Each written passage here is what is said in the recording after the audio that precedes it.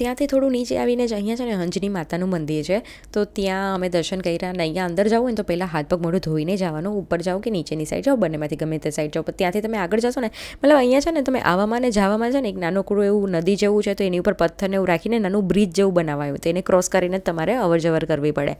એના પછી બાજુમાં જ સોલાંગ વિલે હતો, તો ત્યાંથી અહીંયાથી 5-10 મિનિટનો જ રસ્તો હતો. તો હું પહોંચી ગઈ હતી પાછી એ જગ્યાએ જ્યારે હું આગળના વિડીયોમાં મેં તમને કીધું હતું કે બહુ સરસ હતી. તો રોપવે લીધો અને હું પાછી ઉપર ચડી ગઈ હતી અને ત્યાં જઈને મસ્ત એન્જોય કર્યો, નેચર એન્જોય કર્યો. બહુ મજા આવી ગઈ. 1-2 કલાક ત્યાં ઉપર બેઠી પછી નીચે આવી. અને આ જે છે ને અહીંયા અત્યારે વાતાવરણ બહુ સારું થઈ ગયું હતું, તો એક્ટિવિટીઝ પણ ઝાઝી થતી હતી અને માણસો પણ ઝાઝા હતા.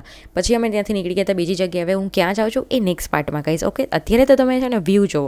આપણે જે મૂવીમાં ને એમાં સીન જોતા હોય ને એ ટાઈપનામાં વ્યૂ છે. આઈ નો કે કેમેરો જસ્ટિસ નથી કરતો, પણ વ્યૂ બહુ જ મસ્ત છે. હું તમને જેટલા વખાણ કરું એટલું ઓછું છે. એટલા સરસ મજાના વ્યૂઝ છે જેવા આપણે મૂવીમાં જોતા હોય એવી રીતે. અટલ ટનલ આવી